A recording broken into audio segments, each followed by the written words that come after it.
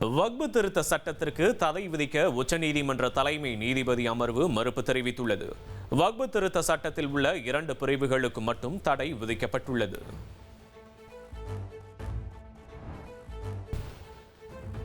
வக்பு திருத்த சட்ட திருத்தத்தின் 2 பிரிவுகளுக்கு இடைக்கால தடை விதித்த உச்சநீதிமன்றம் உத்தரவை முதல்வர் ஸ்டாலின் வரவேற்றுள்ளார். மத்திய அரசு சட்டவிரோதமாக செய்துள்ள திருத்தங்களை நீக்க உதவும் முக்கிய நகர்வாக தீர்ப்பு வெளியாகியுள்ளது என்றும் தெரிவித்துள்ளார். பெற்றோர்களை இழந்த குழந்தைகளுக்கான அன்பு கரங்கள் திட்டத்தை முதல்வர் ஸ்டாலின் தொடங்கி வைத்தார். ஆதரவற்ற குழந்தைகளின் பள்ளி படிப்பு முடியும் வரை மாதம் 2000 ரூபாய் உதவித்தொகை வழங்கப்பட உள்ளது. அரசியல் என்றால் பதவி மோகத்தில் இருக்கலாம் என சிலர் நினைப்பதாக முதலமைச்சர் ஸ்டாலின் சாடினார். திமுகவுக்கு எப்போதும் பொறுப்புதான் முக்கியம் என பேசினார். பரபரப்பான அரசியல் சூழலில் அதிமுக பொதுச் செயலாளர் எடப்பாடி பழனிசாமி செவ்வாய்க்கிழமை டெல்லி செல்கிறார். அதிமுகவில் அதிருப்தியில் உள்ள செங்கோட்டையன் சமீபத்தில் மத்திய உள்துறை அமைச்சர் அமித்ஷாவை சந்தித்து பேசிய நிலையில் இபிஎஸும் சந்திக்க உள்ளார். ஜெயலலிதா மறைவுக்கு பின் அதிமுக ஆட்சியை காப்பாற்றியது பாஜக தான் என எடப்பாடி பழனிசாமி கூறியுள்ளார். நன்றி உணர்வோடு பாஜகவுடன் கூட்டணி வைத்துள்ளோம் என்றும் நன்றி மறப்பது நன்றன்று என்றும் பாஜக கூட்டணி குறித்து விளக்கமளித்துள்ளார். கட்சியை உடைக்க முயன்றவரை மன்னித்து துணை முதல்வர் பதவி வழங்கினோம். சென்னை வடபழனி பொதுக்கூட்டத்தில் அதிமுக பொதுச் செயலாளர் எடப்பாடி பழனிசாமி இவ்வாறு தெரிவித்துள்ளார். ஆட்சி அதிகாரத்தை விட தன்மானமே முக்கியம் என அதிமுக பொதுச் செயலாளர் எடப்பாடி பழனிசாமி தெரிவித்துள்ளார். ஒரு இம்மி அளவும் விட்டுக் கொடுக்க விடமாட்டோம் என்றும் திட்டவட்டமாக கூறியுள்ளார்.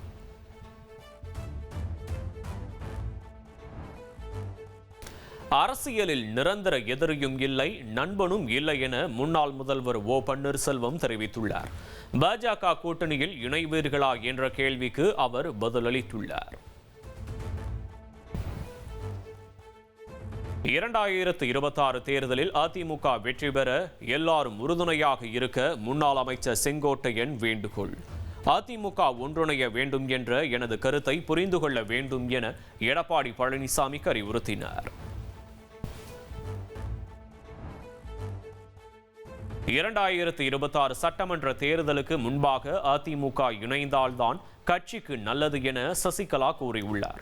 அதிமுக ஒன்றிணைய வேண்டும் என எல்லோரும் நினைக்கிறார்கள், தானும் அதைத்தான் விரும்புவதாகவும் தெரிவித்துள்ளார். எடப்பாடி பழனிசாமியை முதல்வர் வேட்பாளராக ஏற்க முடியாது என அமமுக பொதுச் செயலாளர் தினகரன் திட்டவட்டமாக தெரிவித்துள்ளார். அமமுக அங்கம் வகிக்கும் கூட்டணி வரும் தேர்தலில் வெற்றி பெறும் என பேசினார். மாநில உரிமைக்காக ஓங்கி குரல் எழுப்பியவர் முன்னாள் முதல்வர் அண்ணா என தமிழக வெற்றிக் கழக தலைவர் விஜய் புகழாரம். மக்களிடம் செல் என்ற அண்ணாவின் அரசியல் மந்திரத்தை பின்பற்றி தமிழகத்தில் ஆட்சி மாற்றத்தை நிகழ்த்தி காட்டுவோம் என சூளுரைத்துள்ளார். அடுத்த பிரச்சார பயணம் குறித்து தலைமை நிர்வாகிகளுடன் தாவேகா தலைவர் விஜய் 2 மணி நேரம் ஆலோசனையில் ஈடுபட்டார். பெரம்பலூரில் பிரச்சார பயணம் ரத்து செய்யப்பட்ட நிலையில் திட்டத்தை மாற்றி அமைக்கலாமா என ஆலோசனை கேட்டதாக கூறப்படுகிறது. எம்ஜிஆர் பெயரை விஜய் பயன்படுத்துவதற்கு முன்னாள் அமைச்சர் ஜெயக்குமார் வரவேற்பு தெரிவித்துள்ளார். எம்ஜிஆர் பெயரை பயன்படுத்துவதால் அதிமுக ஓட்டு நிச்சயம் விஜய்க்கு போகாது என கருத்து. விஜயால் எல்லா கட்சிகளுக்கும் சேதாரம் ஏற்படும் என காங்கிரஸ் எம்பி கார்த்தி சிதம்பரம் கூறியுள்ளார். விஜய்க்கு என்று இளைஞர்கள் மத்தியில் தனி ஆதரவு உள்ளதாகவும் அவர் தெரிவித்துள்ளார்.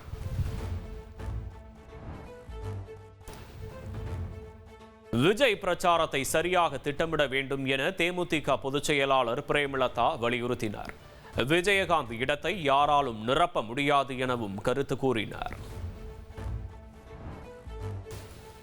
பாமக தலைவராக அன்புமணியை தேர்தல் ஆணையம் அங்கீகரித்துள்ளதாக வழக்கறிஞர் பாலு அறிவித்துள்ளார்.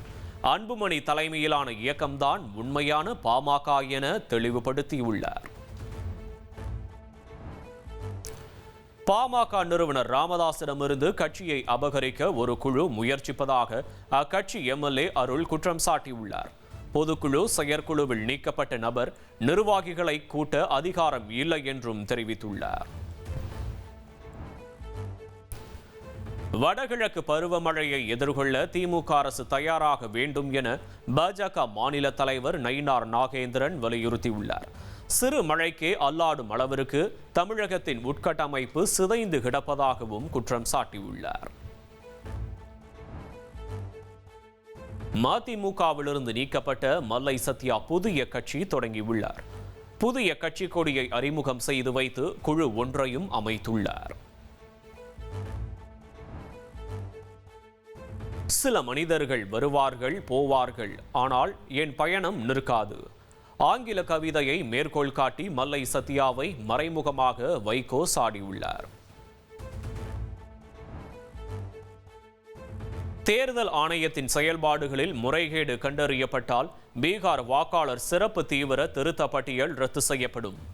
பீகார் வாக்காளர் சிறப்பு தீவிர திருத்தம் தொடர்பான வழக்கில் உச்சநீதிமன்றம் எச்சரிக்கை விடுத்துள்ளது.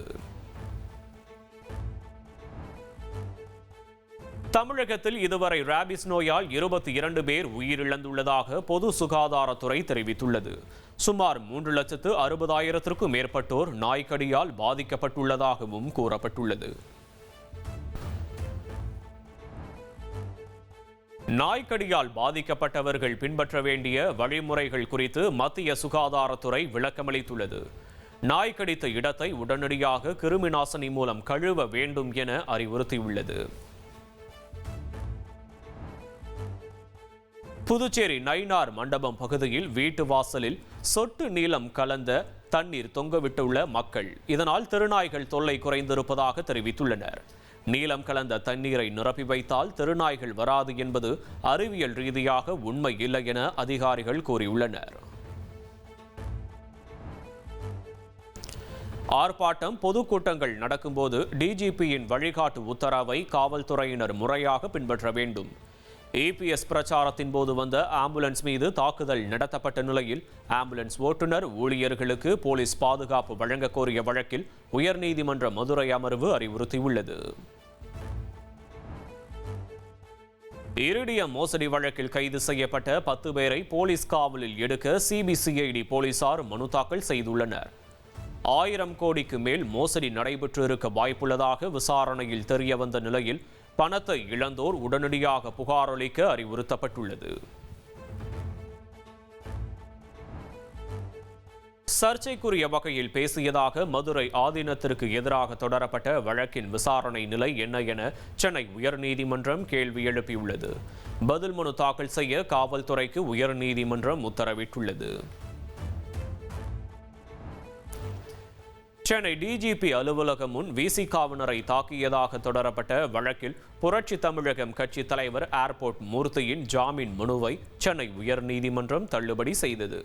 குண்டர் தடுப்பு சட்டத்தின் கீழ் சிறையில் அடைக்கப்பட்டுள்ளதால் ஜாமீன் வழங்க முடியாது என தெரிவிக்கப்பட்டுள்ளது.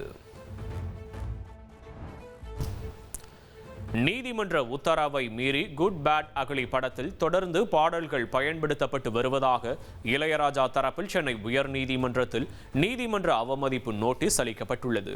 தன்னுடைய பாடல்களை பயன்படுத்துவதை நிறுத்தவும் நிபந்தனையற்ற மன்னிப்பு கோர வேண்டும் என்றும் இளையராஜா வலியுறுத்தியுள்ளார்.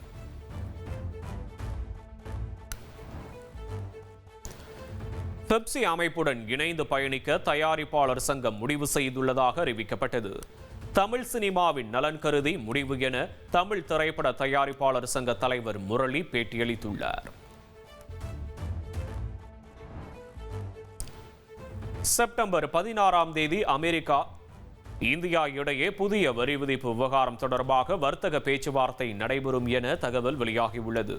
இந்திய பொருட்களுக்கு அமெரிக்கா 50% வரி விதித்த நிலையில் பேச்சுவார்த்தை முக்கியத்துவம் வாய்ந்ததாக பார்க்கப்படுகிறது.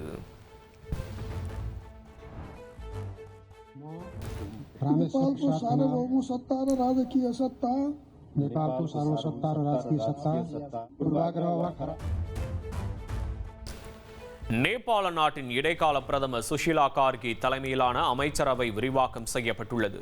தலைநகர் காத்மாண்டுவில் 3 புதிய அமைச்சர்கள் பதவியேற்றனர். பாகிஸ்தானுடன் விளையாடவில்லை என்றால் ஆசிய கோப்பை கிரிக்கெட் தொடரிலிருந்து இந்தியா வெளியேறியிருக்கும் என மத்திய அமைச்சர் கிரண் ரிஜிஜு கூறியுள்ளார்.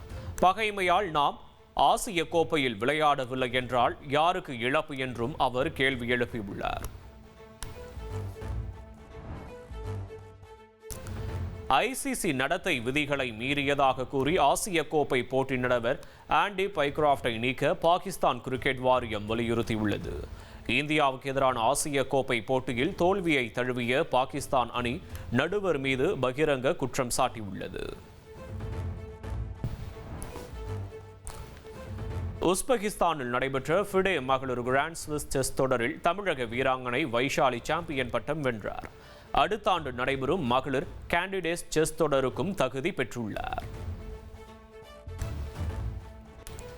சீனாவில் நடைபெற்ற உலக ஸ்கேட்டிங் சாம்பியன்ஷிப் தொடரில் தமிழக வீரர் ஆனந்த்குமார் தங்கம் வென்றார். 1000 மீட்டர் ஓட்டத்தில் முதலிடம் பிடித்து அவருக்கு பாராட்டு குவிகிறது. சென்னையில் ஆபரண தங்கத்தின் விலை சவரனுக்கு 80 ரூபாய் குறைந்துள்ளது. 1 சவரன் தங்கம் 81,680 ரூபாய்க்கு விற்பனையாகிறது. நாட்டின் வளர்ச்சிக்கு பீகாரின் வளர்ச்சி அவசியம் என திட்டங்களை தொடங்கி வைத்து பிரதமர் மோடி கூறியுள்ளார்.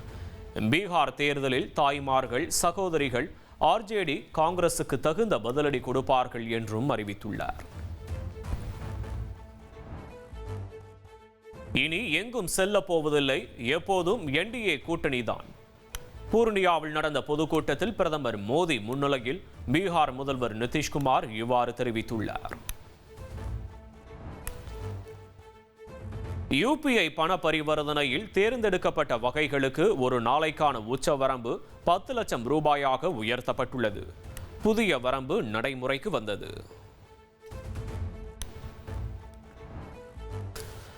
ஆகஸ்ட் மாதத்தில் இந்தியாவின் ஒட்டுமொத்த ஏற்றுமதி 6.7% அதிகரித்து $35.1 பில்லியன் உள்ளதாக மத்திய அரசு கூறியுள்ளது. இந்தியாவின் ஒட்டுமொத்த ஏற்றுமதி $69.16 பில்லியன் அதிகரித்துள்ளதாகவும் தெரிவிக்கப்பட்டுள்ளது. பஞ்சாபின் குர்தாஸ்பூரில் வெள்ளத்தால் பாதிக்கப்பட்ட இடங்களை ஆய்வு செய்து மக்களுடன் மக்களவை எதிர்க்கட்சித் தலைவர் ராகுல் காந்தி கலந்துரையாடினார். பஞ்சாபில் வெள்ளத்தால் பாதிக்கப்பட்ட மக்களுக்கு விரைந்து இழப்பீடு வழங்க வேண்டும் என்று மத்திய அரசை அவர் வலியுறுத்தியுள்ளார். தஞ்சாவூர் தேமுதிக பூத் கமிட்டி கூட்டத்திற்கு போதிய ஆட்கள் வராததால் பிரேமலதா விஜயகாந்த் கோபமடைந்தார். இந்த சம்பவம் முதலும் கடைசியுமாக இருக்க வேண்டும் என எச்சரித்துள்ளார். வட சென்னையில் செப்டம்பர் 27ஆம் தேதி விஜய் பிரச்சாரத்திற்கு அனுமதி கோரி தாவேகாவினர் காவல் ஆணையர் அலுவலகத்தில் கடிதம் அளித்துள்ளனர். இதேபோல் நாமக்கல், திருவாரூர், கள்ளக்குறிச்சியிலும் அனுமதி கேட்டு கடிதம் வழங்கப்பட்டுள்ளது. அண்ணாமலையார் மலையில் உள்ள சட்டவிரோத குடியிருப்புகளை அகற்ற மக்கள் கடும் எதிர்ப்பு தெரிவிப்பதால் நடவடிக்கை எடுக்க முடியவில்லை. திருவண்ணாமலையில் ஆக்கிரமிப்பு தொடர்பாக ஓய்வு பெற்ற நீதிபதி தலைமையிலான கண்காணிப்பு குழு அறிக்கை தாக்கல் செய்துள்ளது. தன்னை கருணை கொலை செய்ய அனுமதிக்க வேண்டும் என 72 வயது மூதாட்டி கடலூர் மாவட்ட ஆட்சியரிடம் மனு அளித்துள்ளார். தனது மகன் தினமும் அறையில் பூட்டி தன்னை அடித்து சித்திரவதைப்படுத்துவதாகவும் குற்றம் சாட்டியுள்ளார். கோவை மாவட்டம் இருகூர் ரயில் தண்டவாளத்திலிருந்து 1.5 வயது ஆண் குழந்தையின் சடலம் கண்டெடுக்கப்பட்டது. குழந்தையின் உடல் அருகே மஞ்சள், குங்குமம், வெட்டப்பட்ட கோழி இருந்ததால் நரபலியா என போலீசார் விசாரணை. திருப்பூர் மாவட்டம் ஊத்துக்குளியில் மதுபோதையில் கார் மீது மோதி விபத்தை ஏற்படுத்திய பள்ளி வாகன ஓட்டுநர் மீது சரமாரி தாக்குதல். வாகனத்தில் பயணித்த பள்ளி மாணவர்கள் காயமின்றி உயிர் தப்பினர். சேலம் நரசோத்திப்பட்டியில் அரசு அலுவலர் வீட்டிலிருந்து 56 சவரன் நகை கொள்ளையடிக்கப்பட்டது. சிசிடிவி கேமராவில் பதிவான திருடனை தனிப்படை போலீசார் தேடி வருகின்றனர். புதுச்சேரி அண்ணா நகர் வீட்டு வசதி வாரிய அலுவலகம் அருகே நின்றிருந்த காரில் அழுகிய நிலையில் ஆண் சடலம் கண்டெடுப்பு. கொலையா அல்லது தற்கொலையா என்ற கோணத்தில் போலீசார் விசாரணை நடத்துகின்றனர். கடலூர் மாவட்டம் பண்ருட்டி அருகே ரவுடி வங்கி கணக்கில் 2.5 கோடி ரூபாய் பணம் வரவு வைக்கப்பட்ட விவகாரம். ஓராண்டுக்கு பிறகு ரவுடி உட்பட 3 பேரை போலீசார் கைது செய்தனர். உயர்கல்வி நிறுவனங்களில் பாலியல் துன்புறுத்தல், சாதிய பாகுபாடு ஆகியவற்றை தடுக்க வழிகாட்டு நெறிமுறைகளை உருவாக்க வேண்டும். பல்கலைக்கழக மானியக் குழுவுக்கு உச்சநீதிமன்றம் 2 மாதம் அவகாசம் வழங்கி உத்தரவிட்டுள்ளது. தூத்துக்குடி மாப்பிள்ளை ஊரணி பகுதியில் வீட்டில் தனியாக இருந்த பெண் வெட்டி படுகொலை செய்யப்பட்ட சம்பவம் அதிர்ச்சியை ஏற்படுத்தியுள்ளது. தனது தந்தையுடனான தகாத உறவை முறித்துக் கொள்ள மறுத்த பெண்ணை காவலரின் மகன் வெட்டி கொன்றதாக கூறப்படும் நிலையில் இருவரை பிடித்து போலீசார் விசாரித்து வருகின்றனர். நீலகிரி மாவட்டம் கூடலூரில் உணவுக்காக பலா மரத்தை தனது தும்பிக்கையால் வேகமாக மக்னா யானை குலுக்கியுள்ளது. பலாப்பழம் விழாததால் ஏமாற்றத்துடன் மரத்தை யானை சுற்றி வந்த காட்சிகள் வெளியாகியுள்ளது.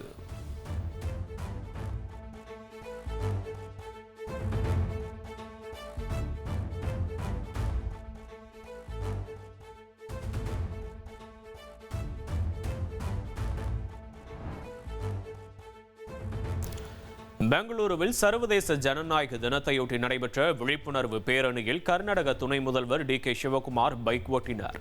அவருடன் இணைந்து ஏராளமானோர் பைக்கில் பேரணியாக சென்றனர்.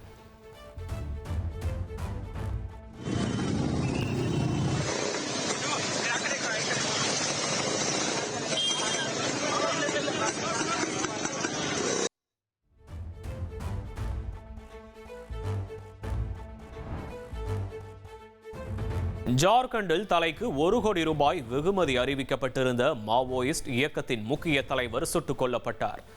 ததிஜாரியாவில் நடந்த என்கவுண்டரில் 3 மாவோயிஸ்டுகள் கொல்லப்பட்டதாக தகவல் வெளியாகியுள்ளது.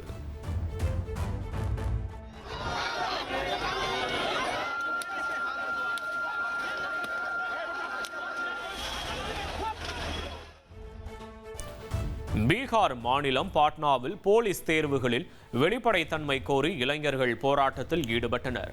போலீசாரின் தடுப்பை மீறி போராட்டக்காரர்கள் சென்றதால் பரபரப்பு ஏற்பட்டது. டெல்லியில் பைக் மீது BMW கார் மோதியதில் மத்திய நிதி அமைச்சக துணை செயலர் நவ்ஜோத் சிங் பலியான சம்பவம். விபத்தை ஏற்படுத்திய காரை ஓட்டிய ககன்பிரீத் என்ற பெண்ணை டெல்லி போலீசார் கைது செய்து விசாரித்து வருகின்றனர். கேரள மாநிலம் பம்பையில் செப்டம்பர் 20ஆம் தேதி ஐயப்ப பக்தர்கள் மாநாட்டை நடத்த திட்டமிடப்பட்டுள்ளது.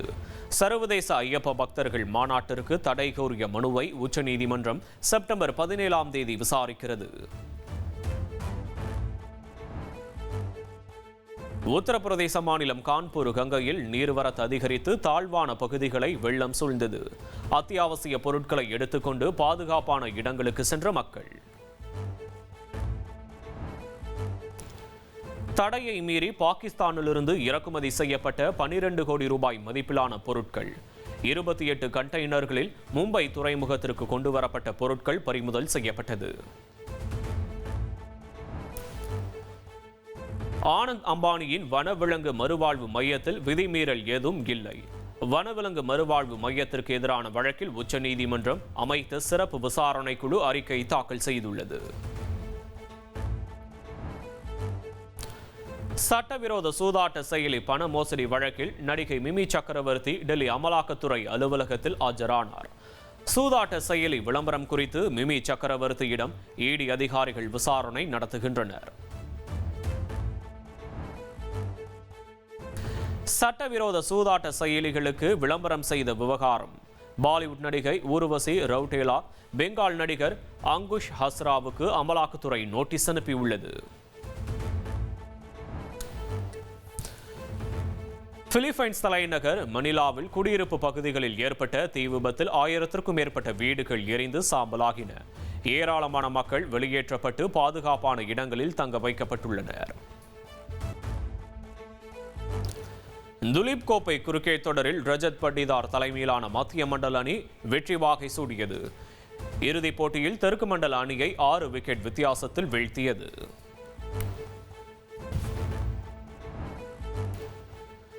சர்வதேச கிரிக்கெட் கவுன்சிலின் ஆகஸ்ட் மாதத்திற்கான சிறந்த வீரர் விருதை இந்திய அணியின் வேகப்பந்து வீச்சாளர் சிராஜ் வென்றார். இங்கிலாந்துக்கு எதிரான டெஸ்ட் தொடரில் 23 விக்கெட்டுகளை வீழ்த்திய சிராஜை ஐசிசி கௌரவித்துள்ளது. ஆசிய கோப்பை கிரிக்கெட் தொடரின் குரூப் ஏ போட்டியில் ஓமனை ஐக்கிய அரபு அமீரகம் அணி வீழ்த்தியது. அபுதாபியில் நடந்த போட்டியில் 42 ரன்கள் வித்தியாசத்தில் வெற்றி பெற்றுள்ளது. உலக தடகள சாம்பியன்ஷிப் போல்வால்ட் போட்டியில் 14வது முறையாக ஸ்வீடன் வீரர் மாண்டோ டுப்ளட்டிஸ் உலக சாதனை படைத்துள்ளார். டோக்கியோவில் நடந்த இறுதிப் போட்டியில் 6.30 மீட்டர் உயரம் தாண்டி தனது முந்தைய சாதனையை முறியடித்துள்ளார். விஜய் ஜோதிகா நடிப்பில் வெளியான குஷி திரைப்படம் வரும் 25ஆம் தேதி ரீரிலீஸ் ஆகிறது. படம் வெளியாகி 25 ஆண்டுகள் ஆன நிலையில் ரீரிலீஸ் ஆவதால் ரசிகர்கள் உற்சாகமடைந்துள்ளனர்.